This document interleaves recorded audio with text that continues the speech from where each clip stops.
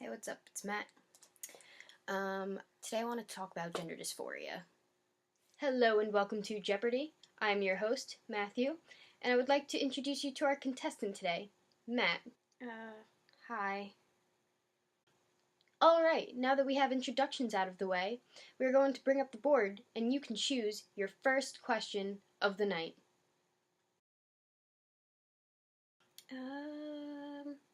I think I'll take definitions for 100? Wow, going for 100 right off the bat. You must be feeling risky today, Matt. Well, let's see what your question is. So, Matt, your first question will be, what is gender dysphoria?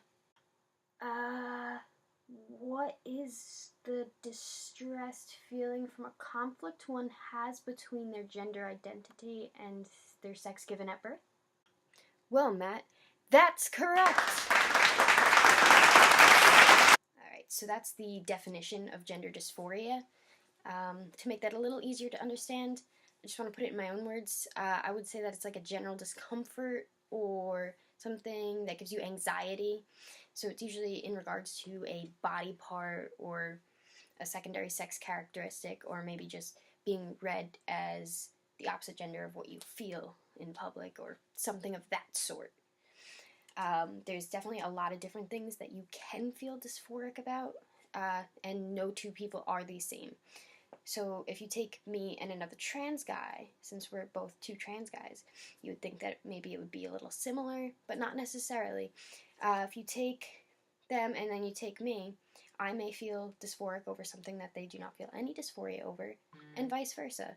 They may be dysphoric about something that I don't find to cause me any dysphoria.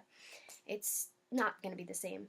I mean, there's usually some like major ones that are like, you find most trans guys, their chest is going to be a huge source of dysphoria. And again, not for everyone, but for most. But I don't want to speak for everyone. That's definitely one of the things I'm very dysphoric about. To piggyback off of how my chest gives me a lot of dysphoria, I would like to talk about other things that give me a lot of dysphoria, or just things that cause any dysphoria in general. Maybe only like the bigger things and the things that I actually know how to like tackle, because that might give some insight to someone else who is also struggling with feeling a lot of dysphoria over a certain part of them that they would also like to try to help. Now, obviously, as I just said, my chest is one of the biggest parts of my dysphoria that causes me probably the most usually. I mean, it does vary from day to day and how I'm feeling, but that is definitely in like the top 3 every day. What I do for that is I bind. I wear a chest binder. If you don't have access to that, what I used to do is I would layer 2 sports bras and then flip the bottom one up so that the band is like laying across here, but there's still some underneath and like up top. It's kind of hard to explain, and then put another one over it because it would kind of push down, and then you would layer another one, and I would wear something baggy or a flannel on top of that so you couldn't really see. That's what I did until most of high school, until I was able to get an actual binder. I now have 3. They're from GC2B, which I would highly recommend. I think that they're probably the best brand. I mean, I don't have much to compare to, but I didn't want anything else after I got them. I've gotten 3 from there, and honestly, I fell in love. They, from what I've seen in comparisons, which is what brought me to buy from them first, was they were the best at flattening your chest.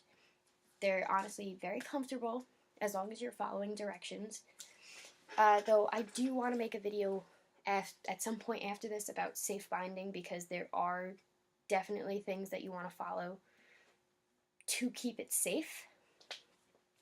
But yeah, so I use a binder that flattens my chest. Okay, I mean, there's still like a little bit, but I mean, if you look at any cis guy, most of them are going to have muscle or some sort of pecs. So it's, just think of that. But yeah, so with the binder, then I'm pretty flat, and I try to wear either dark colors, which I do anyway because I like black, flannels, sweatshirts. If you can't bind, I will wear the biggest sweatshirt I have so you can't see anything. That's probably your best bet. I actually have one of my other binders that I'm not wearing right now down here. Let me find it.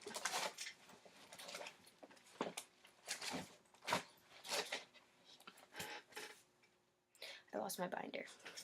One second. Alright, so I found it. And we're back. So this is my binder. This is my black one, so it's harder to see the outline. But yeah, it's the half top, which I like, because if my shirt goes up, people aren't going to be seeing like a binder. I mean, honestly, that doesn't really matter. People see like this part. This is my nude one. Play it off like a, I don't know what to call it. I don't like using the word wife beater. Tank top. A lot of guys wear tank tops as undershirts. Just try to think of it that way, I would say. But yeah, the back is like stretchy material and the front is like, I don't even know how to explain it. It's like this weird thick material that just compresses much better than a sports bra. But yes, that's a binder. Alright, so moving on, I'm going to go from head down now. I just wanted to go with the chest first because I use that as an example. So I thought it would just make sense to jump into that. But from now, we're going to go head down. So, my face. Now, obviously, that's just a general given, I feel like, because clearly my face is not red as male, like, almost ever, except for when I'm red as a 12-year-old boy. It's fine. It's fine. Not really. But yeah, the facial hair. Any other guy my age, like a cis guy, has facial hair, or just has to shave it, or whatever. But they can grow it, usually. What I do with that, and I know it might sound a little weird, but trust me, it helps. I, for the last few years, would just periodically shave my face so I could be like, oh, yeah, that's why I don't have facial hair. Trick myself a little bit. I mean, it's not like it usually tricks myself, but hey, I know how to shave my face, and I have no peach fuzz or stubble or anything, so I can pretend in the moment that's why I'm hairless. So I guess that's a good one. It does help, though. It sounds weird, but shaving your face, even if there's nothing there, could be absolutely nothing, makes you feel a little better. Moving down further, there's my voice. My voice is extremely high. And this is like me just normal speaking. Oh my god, it gets higher when I'm in public. I don't know. For some reason, the anxiety I get, which half the time is over my voice, creates my voice to go higher. It's a lovely circle. Absolutely lovely. So yeah, I've actually tried. I know there are voice exercises you can do to lower your voice naturally before you start tea. Those never really worked for me. I don't know why. I have no voice control, honestly. I cannot sing for my life. I cannot really tell what the heck is going on with my voice. So, it's probably why I can't use those effectively. But I mean, I know I've heard a lot of guys that's worked for. So I would recommend to at least give it a shot. But thankfully and luckily I'm on tea now, so eventually it will just naturally drop anyway for me. So I'm just going to hold on to that for now and hope that comes soon. Moving down further, I mean, we already hit my chest. So down a little further. Alright, so that's my downstairs area, and clearly that's going to be a lot of dysphoria as well. Honestly, it's, again, varies on the day. I wouldn't put it as bad as my chest or other things, just for the fact that that's not really going to cause me to be read as male or not, and I think that's a big issue. And it's also like, I with my chest, I can't walk around shirtless. I can't do a lot of things. I can't have my shirt open or anything like that. But it's really only for like sex and stuff like that that's really an issue for down there. So I guess that's why it's not as bad, but I feel like it's going to get worse as I fix other things. But I do have days where it's pretty bad. I pack. Recommend if you are on a budget the Mr. Limpy. That's what I currently am using right now. Fairly realistic looking little squishy dude. Best way to describe it, I guess. If that's even what I did, is I shipped it to my friend's house after he gave me permission that I could, just because I didn't want anyone to open it. I feel like that was weird, and I feel like my mom might have. So, but yeah, so that's what I do. In high school, before I even like thought of that, or I was way too scared to even ask a friend if I could ship that to their house, I just took a sock. I wish I had taken a sock for this video, but maybe some other time. I would take a sock, like a longer one, you know, like the knee-high ones or something, and I would roll it up kind of to look like a dick, and that I would use. So that gives you a little something. Honestly, try not to let it look like a boner.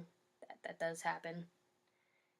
That was really awkward that when it shifted for me in class the other day, it kind of looked like a boner and I had to cover that. That was fun. That was fun. But, yeah, just try to avoid it making it look like a boner, and you're golden. So, continuing down, my hips. I mean, I guess it's like in the same area, but, you know, my hips. Not that I'm, like, super curvy at all or anything, but there's certain things that, like, I can do or wear, and I just notice my hips do go out a little bit. I mean, honestly, it's really not that bad. For that, what I recommend doing and what I do... Oh my god, I'm caught to the chair. Wow, I'm just a mess today. Alright, uncaught. Sorry, I have a lot of chains. I'm wearing trip pants. So I got these guys, and I got a wallet chain. That's what got caught.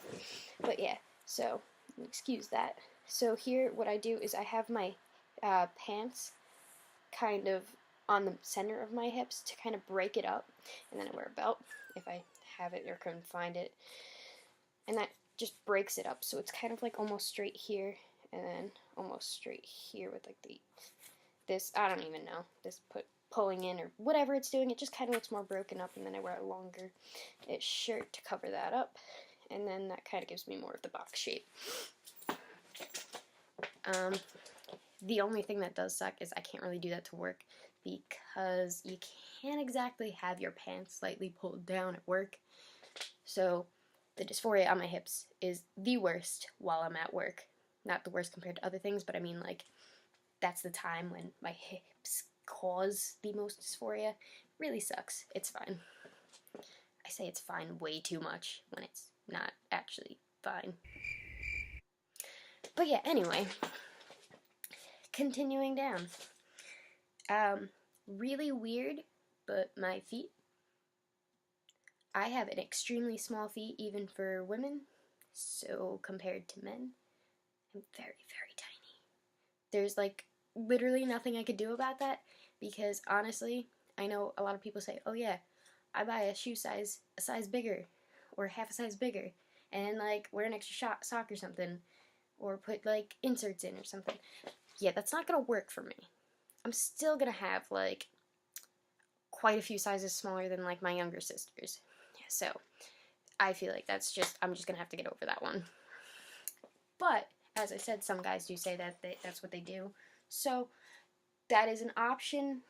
I don't really know anything else you could do with that. But inserts, I think the inserts is actually for your height. But that'll be my next one.